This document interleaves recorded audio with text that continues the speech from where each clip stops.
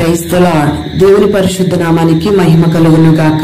అనుదిన దైవ కృపా కార్యక్రమాన్ని వీక్షిస్తున్న దేవుని బిడ్డలు ఆత్మీయులైన మీ అందరికీ పేరు పేరున ప్రత్యేకమైన వందనాలు తెలియపరుస్తున్నాం. నిశ్చయముగా ఈ దినాన దేవుని యొక్క మాటలు వింటున్న మీకు ఆయన ఉన్నతమైన కృప తోడైండును గాక.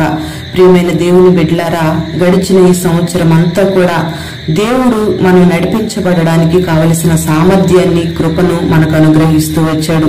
అందుకే మనం దేవునికి కృతజ్ఞతాస్తుతులు చెల్లించవలసిన వాళ్ళమై ఉన్నాం. ఎవరికైతే కృతజ్ఞతా బుద్ధి ఉంటుందో వాళ్ళు ఎక్కడున్నా దీవించబడతారు. ఎవరికైతే కృతజ్ఞతా బుద్ధి ఉండదో వాళ్ళు ఎక్కడున్నా దీవించబడలేరు. ప్రియ దేవుని బిడ్డలారా, పాత నిబంధన కాలంలో ఉన్న భక్తులు, యోధా ప్రజలు దేవునికి కృతజ్ఞతాస్తుతులు చెల్లించారు. సమస్త సృష్టిని బట్టి, దేవుడి చేసిన మేలులన్నిటిని బట్టి కూడా వాళ్ళు కృతజ్ఞత దేవునికి తెలియపరిచారు. మేలు జరిగినప్పుడు మాత్రమే కాదు గాని వారి జీవితాలలో కీడు అనుభవించినప్పుడు కూడా, నష్టాన్ని చూసినప్పుడు కూడా దేవునికి కృతజ్ఞతలు తెలియపరిచారు. పరిశుద్ధ గ్రంథంలో యోబును మనం గమనిస్తే, యోబు ఐశ్వర్యవంతుడిగా మార్చబడినప్పుడు దేవునికి కృతజ్ఞతాస్తుతులు చెల్లించాడు. తనకున్న సమస్తాన్ని, ఐశ్వర్యాన్ని పోగొట్టుకున్నప్పుడు కూడా దేవునికి కృతజ్ఞతలు తెలియపరిచాడు. అందుకే యోబు రెండంతల దీవెనను దేవుని ద్వారా పొందుకున్నాడు. యోబులో ఉన్న ఆ కృతజ్ఞత బుద్ధిని బట్టి యోబును దేవుడు ఆశీర్వదిస్తూ వచ్చాడు. ఆ రీతిగానే క్రొత్త నిబంధనలో మనం గమనిస్తే, మీలో ఉన్న ప్రేమను, విశ్వాసాన్ని బట్టి దేవునికి కృతజ్ఞతలు తెలియపరచాలని లేఖనాలు సెలవిస్తూ ఉన్నాయి.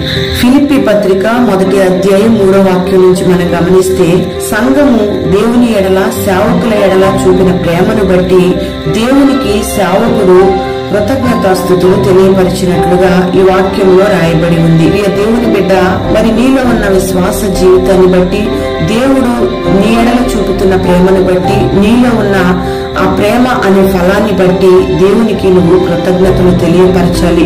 ఆ రీతిగానే ప్రతి విషయంలో కూడా నువ్వు దేవునికి కృతజ్ఞతాస్తుతులు తెలియపరచవలసిన అవసరత ఎంతైనా ఉంది. ఎందుకంటే రోమపత్రిక 8వ అధ్యాయం 21వ వాక్యంలో రాయబడిన మాట ఏంటంటే, వారు దేవుని ఎరిగి దేవుని మహిమపరచలేదు, కృతజ్ఞతాస్తుతులు చెల్లింపను లేదు అని ఈ వాక్య భాగంలో రాయబడింది. వారు అంటే ఇక్కడ ఇశ్రాయేలు ప్రజలు. మరి ఈ ఇశ్రాయేలు ప్రజలు బానిసత్వంలో మగ్గిపోతూ ఆ బాధలను భరించలేక దేవునికి మొరపెట్టినప్పుడు దేవుడు వారి మొరను ఆలకించి మోషేను పంపించి ఐగుప్తు దేశంలోంచి, ఫరో చేతి క్రింద నుంచి ఇశ్రాయేలు ప్రజలను ఆ బానిసత్వపు బ్రతుకుల్లోంచి విడిపిస్తూ వచ్చాడు. మరి అరణ్య మార్గంలో నడిపించబడుతూ ఉన్నప్పుడు కూడా ఇశ్రాయేలు ప్రజలు ఆకలి అన్నప్పుడు పరలోకము నుంచి మన్నా కురిపించాడు. దాహం అని కేకలు వేస్తుంటే బండ నుంచి నీటి ఊటలను రప్పించి వాళ్ళ దాహాన్ని దేవుడు తీర్చాడు. అంతేకాకుండా మాంసము కావాలి అని దేవుని మీద సనిగినప్పుడు వాళ్లకు పూరేళ్లను పిలిచి మాంసాన్ని పెట్టాడు.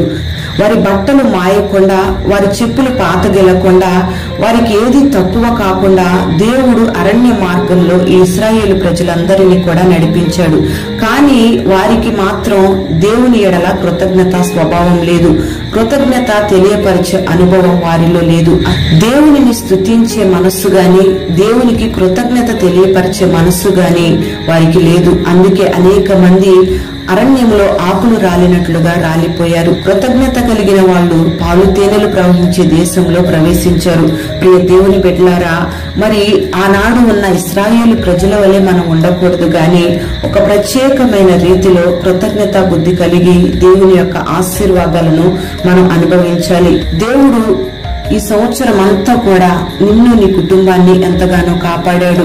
మరి రోజు తినే ఆహారమే కదా, రోజు తాగే నీరే కదా, రోజు పీల్చే గాలే కదా అని నువ్వు అనుకోకూడదు. గాని దేవుడు ఈ సంవత్సరం అంతా కూడా నిన్ను పోషించిన విధానాన్ని బట్టి, నీకిచ్చిన ఆహారాన్ని బట్టి, నీకిచ్చిన నీటిని బట్టి దేవునికి నువ్వు కృతజ్ఞతాస్తుతులు చెల్లించాలి. నీకిచ్చిన బిడ్డలను బట్టి కృతజ్ఞత తెలియపరచాలి. నీకిచ్చిన ఆరోగ్యాన్ని బట్టి నువ్వు కృతజ్ఞతలు తెలియపరచాలి. నీకు కలిగిన సమస్తాన్ని బట్టి, నీకిచ్చిన ఉద్యోగాన్ని బట్టి, నీకిచ్చిన వ్యాపారాన్ని బట్టి, నీ చేతి పనులన్నిటిని బట్టి, నీ మార్గాలలో తోడైన విధానాన్ని బట్టి దేవునికి నువ్వు కృతజ్ఞతాస్తుతులు చెల్లించాలి. దేవుడు ఈ సంవత్సరం అంతా కూడా నిన్ను ఎన్నో అపాయపు కోరల్లోంచి, మరణపు అంచెల్లోంచి విడిపించిన విధానాన్ని బట్టి దేవునికి దేవునికి నువ్వు కృతజ్ఞతాస్తుతులు చెల్లించాలి. ఎవరైతే ఈ రీతిగా కృతజ్ఞతా బుద్ధి కలిగి దేవునికి కృతజ్ఞతాస్తుతులు చెల్లిస్తారో వారు ఏ సంవత్సరంలో అడుగు పెట్టినా దీవించబడతారు, ఏ ప్రాంతంలో అడుగు పెట్టినా దీవించబడతారు, ఏ పనిలో అడుగు పెట్టినా దీవించబడతారు, ఏ కుటుంబంలో నిలిచి ఉన్నా వాళ్ళు దీవించబడతారు. అందుకే ఈ దినాన దేవునికి కృతజ్ఞతాస్తుతులు చెల్లించవలసిన అవసరత ఎంతైనా ఉంది. మరి ఈ సంవత్సరం ఈ చివరి దినాన దేవుడు నీకిచ్చిన సమయాన్ని బట్టి, దేవుడు నీ జీవితంలో చేసిన కార్యాలన్నిటిని బట్టి దేవుని సన్నిధిలో నిలిచి నువ్వు సాక్ష్యం ఇచ్చి దేవుడు చేసిన మేలులన్నిటిని బట్టి దేవునికి నువ్వు కృతజ్ఞతాస్తుతులు చెల్లిస్తూ దేవుని నామాన్ని బట్టి అనేకులకు నువ్వు సాక్ష్యం ఇవ్వగలిగితే దేవుడు నీ జీవితాన్ని ఆశీర్వాదకరంగా మార్చబోతూ ఉన్నాడు. మరి కృతజ్ఞత కలిగిన మనస్సును, అనేకులకు దేవుని కార్యాలను వివరించగలిగిన మనస్సును, దేవుని స్తుతించే మనస్సును, ఆ కృతజ్ఞతా బుద్ధిని దేవుడు నీకు అనుగ్రహించును గాక. అట్టి మనస్సుతో నా దేవుడు నిన్ను స్థిరపరచును గాక. ప్రార్థన. పరిశుద్ధుడవైన తండ్రి, ప్రేమ కలిగిన దేవానికి స్తోత్రం చెల్లిస్తున్నాం. ఈ దినం ఈ మాటలు విన్న నీ బిడ్డలందరినీ కూడా మీరు ఆశీర్వదించండి. గడిచిన ఈ సంవత్సరం అంతా కూడా నీ బిడ్డల జీవితాలలో ఎన్నో మేలులు చేశారు, ఎంతగానో కాపాడారు, పోషించారు. బిడ్డలకు కలిగిన సమస్తము చుట్టూ మీరు కంచి వేసి కాపాడుతూ వచ్చారు. మీరు చేసిన మేలులన్నిటిని బట్టి కృతజ్ఞతా బుద్ధి కలిగి నీ బిడ్డలు నీకు కృతజ్ఞతాస్తుతులు చెల్లించేటట్లుగా మీరు కార్యాలు జరిగించండి. నీ బిడ్డల కట్టి మనస్సును దయచేయండి. ఇశ్రాయేలు ప్రజల వలె నిన్ను దుఃఖపెట్టే అనుభవాలు ఏ ఒక్కరిలో ఉండకూడదు ప్రభువా.